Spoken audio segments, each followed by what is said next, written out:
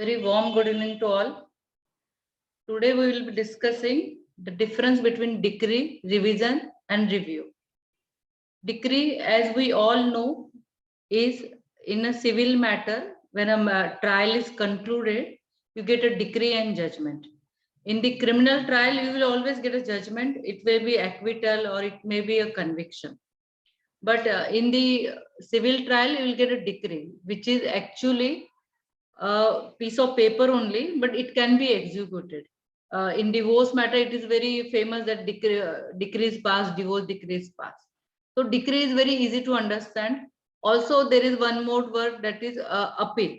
Now, appeal, review, revision are sometime it is very confusing to the new people.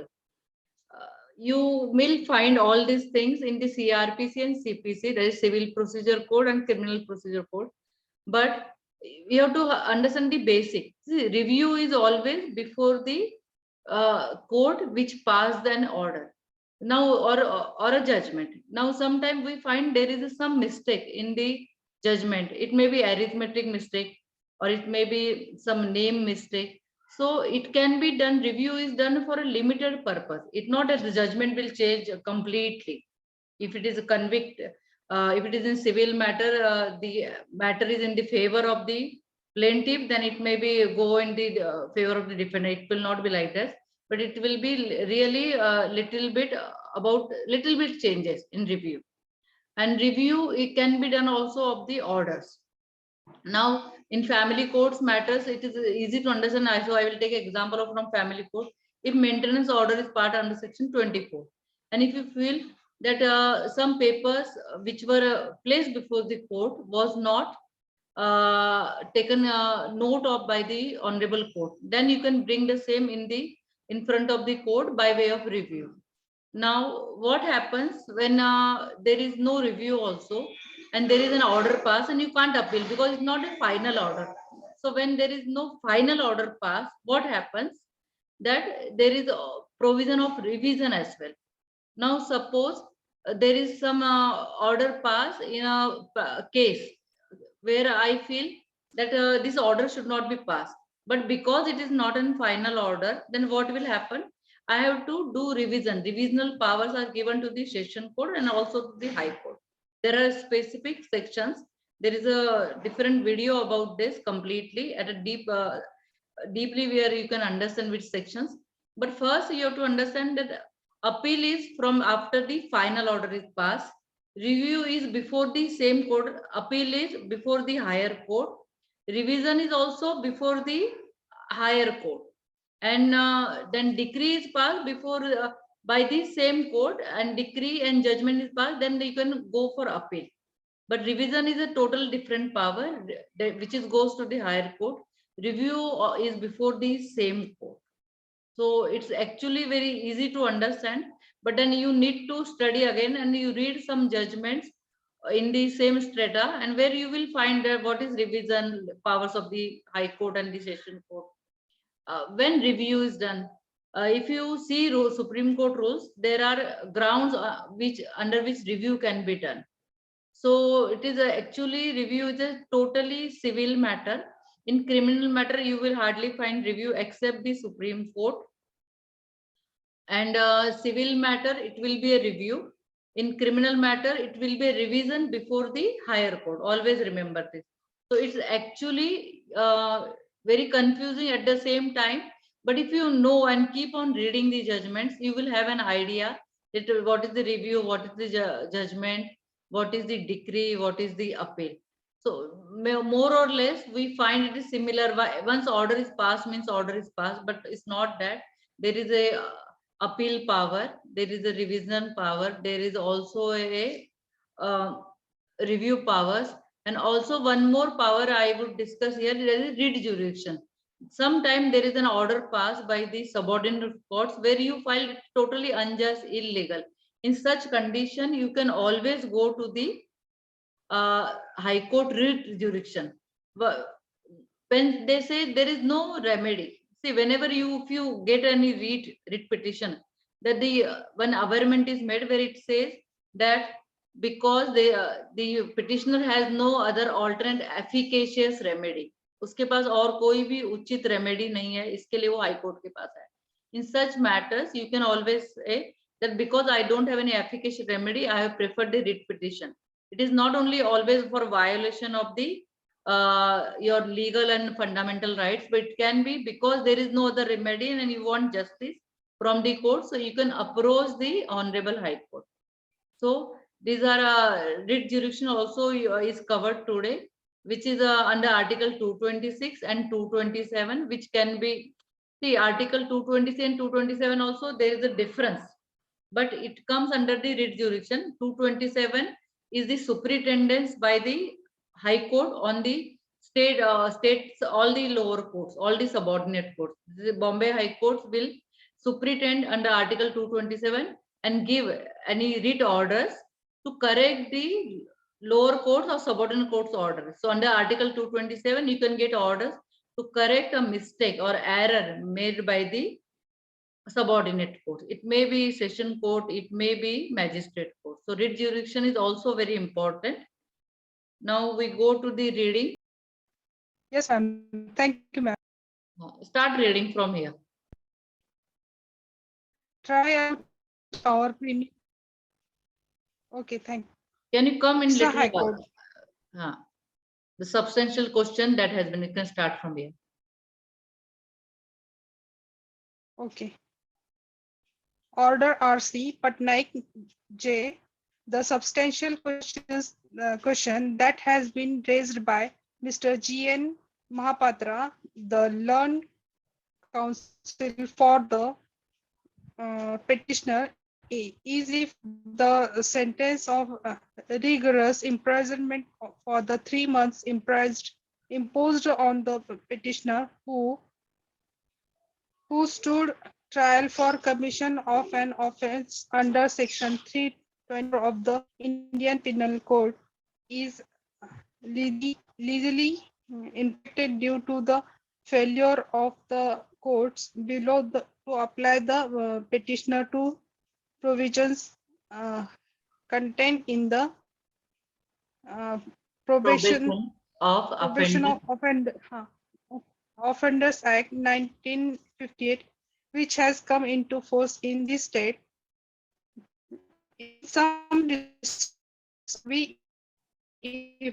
with effect from dated 1/12/1962 and rest with effect of 1966, and their unawareness of the mandate contained in section 361 of CRPC. The incident was a simple one on a village street. The mother of the petitioner and the wife of one Srikar Hoy entered into a quarrel over some difference among children. Srikan returned home forthwith. It is allowed that the petitioner dealt blows on the legs of an investigation by the police at the trial on the charge sheet. Witnesses were examined and the magistrate gave the prosecution version. The petitioner was convicted under section 324 of the IPC and was sentenced to undergo a rigorous imprisonment for 3 months. The appeal was of avail. No avail. Mr. Mohapatra initially, though assailed the conviction, ultimately drew attention to the provisions contained in the Probation of Offenders Act and section 361 of the CRPC and argued the was given for non-compliance with the provisions contained in section 361 of the went to the extent of submitting that the courts below were innocent of the person Probation of Offenders Act and section 361 of the code. Ma'am You continue. आगे He का नहीं submit- दिख रहा है ma'am. You can't see. He submitted. Can you see now? नहीं कुछ नहीं दिख रहा है ma'am. Vandana, can you see? Third point के आगे Yes, he submitted. He submitted that where there has been much advance in the field of penology.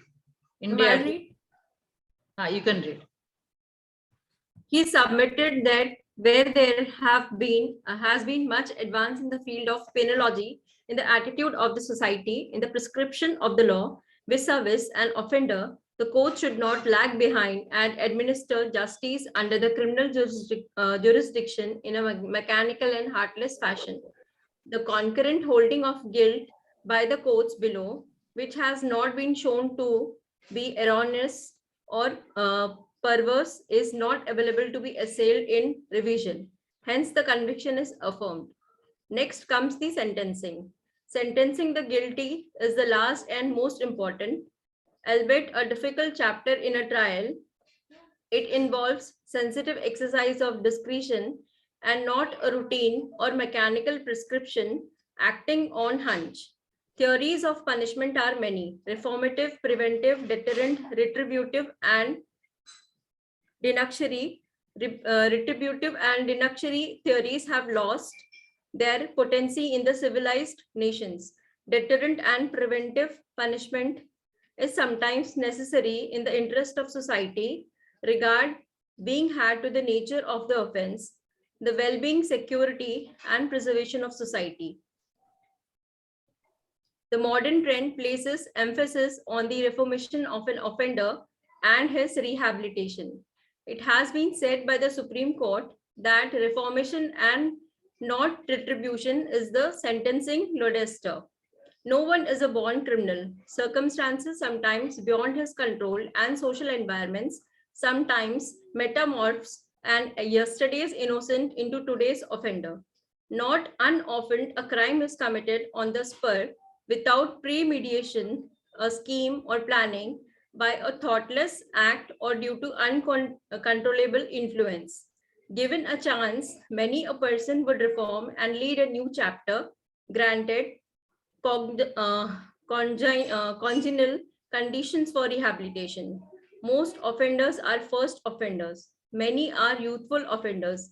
Association with and influence of hardened criminals in jail might make redemption impossible. A spell might destroy the personality irretrievably.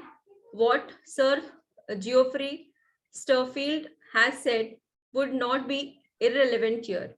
If you are going to have anything to do with the criminal courts, you should see for yourself the conditions under which prisoners serve their sentence. All these were in the minds of the legislature when it is enacted the Probation of Offenders Act 1958, making comprehensive provisions for the reformation and rehabilitation of an offender. Let me quote from the statement of objects and reasons. In the meantime, there has been an increasing emphasis on the reformation and rehabilitation of the offender as a useful and self-reliant member of society without subjecting him to the deleterious effects of jail life.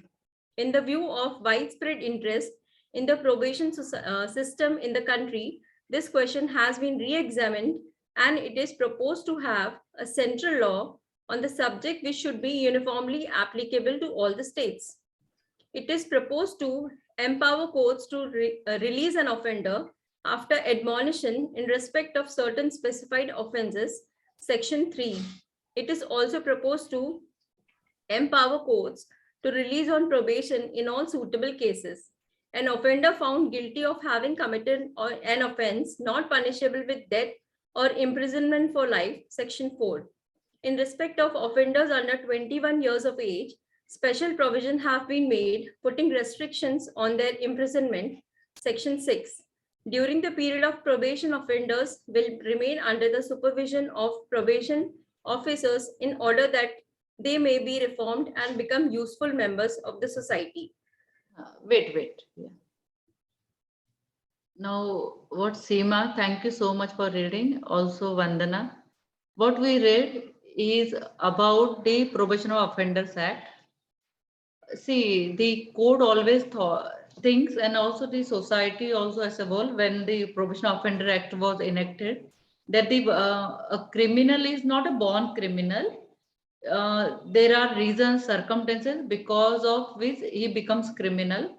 And if it is a first offense or if it is a petty offense, not very serious offense, then Probation Offenders Act benefit has to be given to or extended to the person who has been punished by the court. Now, probation offender is an act for reformation of the person who has been convicted by the court.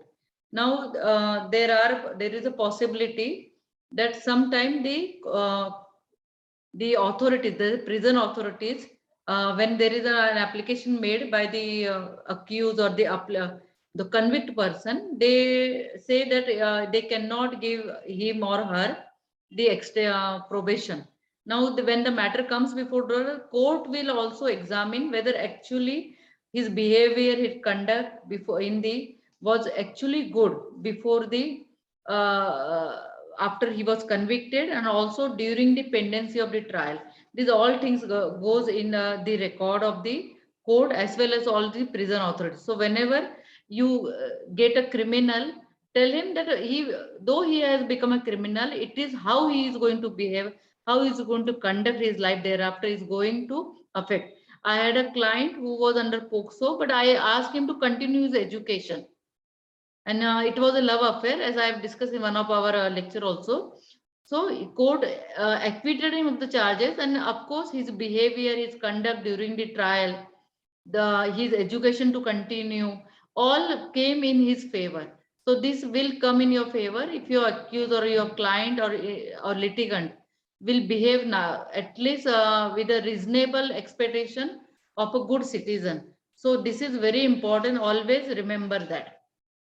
So Probation Offender Act is a very good subject, and as a criminal court trial lawyer, you should know it. This act is very small act. I'll ask anybody to put in the group Probation Offenders Act. Also, there is a video separately made by me. You can see later on. Okay. Now we'll go to the little bit small vocabulary studies today.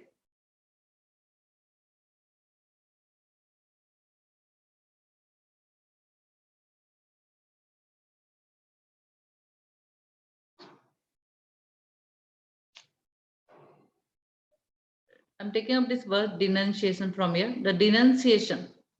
Now, denunciation means to criticize. The denunciation does not affect those who hardly believe that they have committed any crime. Now, even if you criticize these people, they will have who has committed. It does not affect who has committed the crime, and they do not regret it. So denunciation does not affect those who hardly believe that they have committed crime. They should feel from the inside, yes, they made a mistake. So this is the one word. If you find, because what judgment Vandana and Seema read also had a very good vocabulary today. Prevail we have already done, but see how the situation prevailing that time was not conducive for settlement. See, sometimes we say court mein settlement nahi hua, and when I offered, he did not settle. So you say that the situation prevailing that time was not conducive for settlement. Next is framers of the constitution. Now it is very easy, but how you utilize this word before you argue before the High Court or any court for that matter. The framers of the constitution have always advocated for the uniform civil code. See, advocated word we use हुआ है for the uniform. तो framers of the constitution हमेशा uniform civil code की ऐसे कहेंगे कि उन्होंने सलाह दी है. Isolated pocket. This is meaning is very easy, but how it is? The children have stayed in isolated pockets of Assam, and therefore they did not have opportunity of good education like in metro cities we have. Isolated pocket, जहाँ पर एकदम दूर-दूर रह रहे, isolated pockets of Assam. Daunting, nothing daunted the parties, and they carried on their usual fights in spite of slow progress of case. अब daunting का meaning ऐसे बोलेंगे कि उनको कुछ भी डराओ धमकाओ उनको कोई फर्क नहीं पड़ता है. Nothing daunted the party. उनको बोला गया कोर्ट से फिर भी intimidating भी situation उनको कोई फर्क नहीं पड़ता है. They carried on their usual fights in spite of slow progress of the case. Now, umbrella of understanding. Now, see, umbrella, everybody knows, understanding is also known. See, the word कैसे उसको utilize किया? Umbrella of understanding. The marriage survived for so many years because the husband always carried the umbrella of understanding. See, you can use in the matrimonial disputes when you draft a petition for divorce. Ipso facto, his behavior in the court ipso facto. Ipso facto means samne actually gives a reflection of his nature at home with other family members. उनका जो behavior है court में ipso facto जो सामने actually by the very fact दिख रहा है is very gives a reflection बताता है उनका nature at home with other family members. Next is very easy word, egalitarian society. Now egalitarian society means equality. If we want an egalitarian society to develop, then we must protect our girls and give them equal status. अगर हम चाहते हैं कि egalitarian society develop हो, तो अपने जो girls हैं उनको equal we protection देना चाहिए and give them equal status. Preamble. Preamble is to the constitution, to any book, लेकिन mostly इसको प्रस्तावना करके preamble of the constitution बोलते हैं. The preamble of any book gives an idea about how good the book is. Unity and solidarity. Now, unity, everybody knows solidarity to support. The country must stand in unity and solidarity if the government takes a decision for public good. Now, one decision is taken by the government of India where it is saying the central government कि आपको ये जो the girls till the age of 21 they will not be able to marry. Now this is a good decision because it will help the girls also to have education, career, and mostly in the rural parts where the marriage is done when they are 18 years old. Once they become 18 years old, they are major. The parents, if they are poor or maybe uneducated, they are thinking that it's better they get them married. But because the age is now increased by the government, that the girl can marry only when she is 21. Now, as the boy, bring it on to make it an egalitarian society, we can again use that word. The country must stand in unity and solidarity of if the government takes a good decision for public good. Next is inherent. The inherent powers of the code enables to do fair justice between the parties. देखिए inherent is 151 CPC भी inherent power है, 482 CRPC में भी inherent power है. So inherent powers of the code enables it to do fair justice between the parties. So actually very easy. Today's judgment, I'll ask Vandana to put in group, and I would request all the people who are attending today to try to make at least 5 sentences. 5 sentences on your own and get it corrected by any senior nearby who is staying nearby you, any senior lawyer. At least 5 words, take 5 words, or you can take these 5 words also. But I would request all Orissa High Court ka jo judgment hai, Probation Offenders Act, read it, take down 5 or 10 words, make good sentences which is related to legal profession, jo legally hum use karte hai, and try to get it corrected by somebody who is near to you, any senior lawyer, any lawyer who has 5 years standing, he will be able to correct it. Today I will be reading, in fact, one piece. Just a minute. This is about the Justice Rohinton Fali Nariman. He is the son of senior advocate Fali Nariman, who is a living legal legend.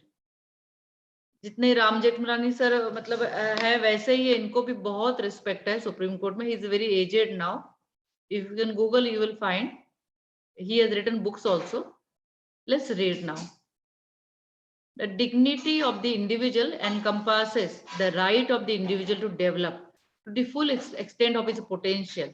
And this development can only be if an individual has autonomy over fundamental personal choices and control over dissemination of personal information, which may be infringed through an unauthorized use of such information. As Honorable Rohinton Fali Nariman prepares to call it a day as Supreme Court judge, we make a humble attempt to recapitulate his extensive and inspiring journey, which earned him admiration from all and sundry. Now let's hear it. उनका journey जानते थोड़ा सा. Justice Nariman was born on 13 August 1956 to eminent jurist Fali Sam Nariman, जो उनके father है मैंने बताया. बहुत ही सीनियर लॉयर, लिविंग लेजेंड बोलते हैं उनको.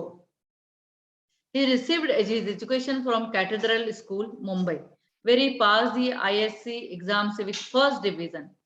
Justice Nariman got his degree in BCom from Sri Ram College of Commerce, and then went on to pursue his LLB from Delhi University, Faculty of Law, where he ranked second in the batch.